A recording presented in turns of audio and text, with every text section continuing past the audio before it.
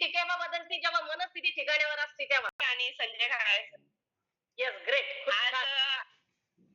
आठवून म्हणजे रिझल्ट सांगायचं म्हणजे माझा रिझल्ट पण खूप छान आहे मॅडम. पण आज सांगते मी या फॅमिलीमध्ये टिकून आहे ना, तर फक्त आणि फक्त राजेश सुरोशे दादा त्यांचा आज बर्थडे आहे ना, हां, हां, हां, हां. त्यांच्यामुळे. हो. नक्की. खूप छान त्यांनी मला खूप मार्गदर्शन काय म्हटलं मॅडम? आपण कोणत्या ना कोणत्या व्यक्तीमुळे टिकून राहतो कारण मी नेहमी सांगत असते समोर कोणीतरी एक आपण मार्गदर्शक असा कायमस्वरूपी आरोग्य सल्लागारच नाही कारण आरोग्य सल्लागार तर ग्रेट आहे त्यांनी आपल्याला इथपर्यंत आणून सोडलं या फॅमिलीशी ओळख करून दिली मी म्हणत असते आपल्या नात्यापेक्षाही हे इथे जे नातं आहे भावनिकतेचं आपलं हो. प्रत्येकाची अटॅचमेंट इतकी भयानक असते की एकमेकांच्या दुःखामध्ये दुःखी आणि सुखामध्ये सुखी आपण होत असतो म्हणून ही फॅमिली खूप छान आहे म्हणून आपल्या डोळ्यासमोर असं व्यक्तिमत्व ठेवा की ह्या व्यक्तीमुळेच आपण इथे थांबलेलो आहे किंवा आयुष्यभर मी वेलनेस फॅमिली सोडणार नाही एवढा जर विश्वास आपल्या स्वतःवर जर असेल ना तर आपण लोकांच्या आयुष्यामध्ये बदल करू शकतो. तुमचा रिझल्ट शेअर करा मॅडम. मी 3 महिन्यामध्ये 17 किलो वजन कमी केलेलं आहे मॅडम. हो, बहुत बढिया. मी काय म्हणते सुरुवातीच्या 3 महिन्यात बोला. मला कमरेचा खूप त्रास होता मॅडम. कमरेचा PCODचा पण त्रास होता आणि माझ्या हातापायावर सूज यायला लागली होती जास्त वेट झाल्यामुळं. तर एवढी परेशान होते मी नेहमी संभाजीनगरला दाखवत होते.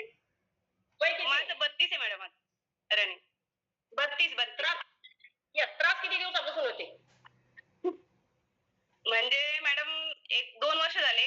माझा मुलगा 13 वर्षाचा त्याला शॉक लागून तो हे झाला होता ना तेव्हापासून मी खूप याच्यामध्ये होते घरामध्ये. त्याच्यामुळे खूप वेट वाढलं होतं माझं. म्हणजे मला एवढं बिमाऱ्या लागल्या होत्या ना की मी 8 दिवसाला दवाखान्यात जायची मॅडम. पण आता वर्ष झाले मॅडम. मला काहीच नाहीये. मी एकदम हॅपी आहे. मला माहित नव्हतं इथं वेटच कमी होतं. इथं सगळं दुःख पण कमी होतं. जगायला शिकतं माणूस, हसायला पण शिकतं या फॅमिलीमध्ये.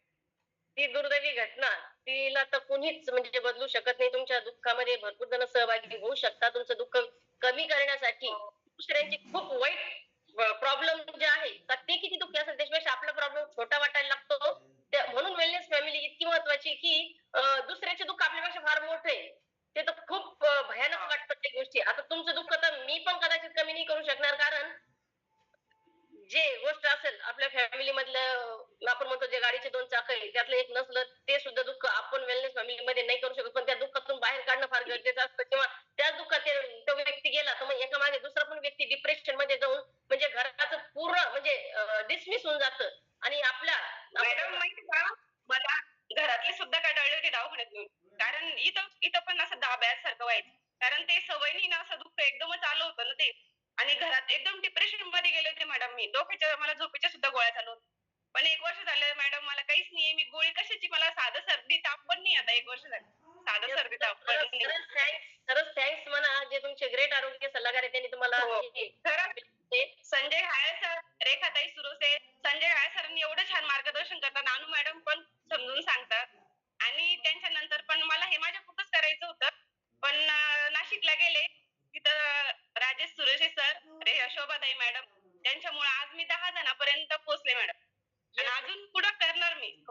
येस नक्की तुम्हाला खूप खूप शुभेच्छा तुमच्या त्या कार्यासाठी आणि तुमचं कुठंतरी दुःख मला असं वाटतं कधीच तुम्हाला आठवण सुद्धा येऊ नये ह्या अशा दुःखद घटनाची कारण तुमच्या सारख्या अनेक आया आहे का ज्यांना ह्या दुर्दैवी घटनेचं खूप म्हणजे अनुभव आलेला आहे असं मला म्हणावं वाटल आणि भयानक मॅडम मला माझ्या एका मुलासाठी मला एवढं छान जगायचंय. मला त्याच्या पुढे काहीच दुःख आणायचं नाही मला. त्याला म्हणजे मला हॅपी बघायचंय त्याच्यासाठी मला खूप जगायचंय. कारण मॅडम म्हणजे खूप खूप दुःख असं कोणाला येऊ नये बरं का कधीच येऊ नये असं.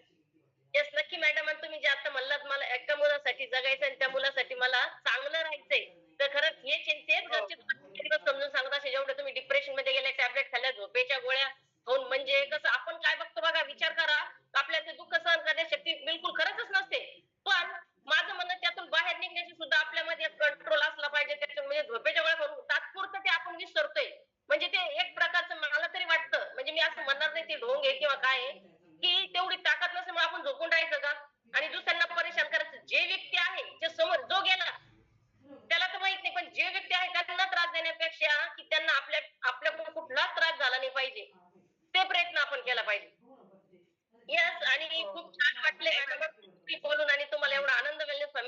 मिळाला आणि हेच मी म्हणत राहते प्रत्येकाने खारीचा वाटा घ्या, की आपण जर एखाद्याच्या जीवनातलं दुःख कमी करू शकत असेल तर तो अनुभव खूप मोठा असतो आपल्या रिझल्ट पेक्षा पण.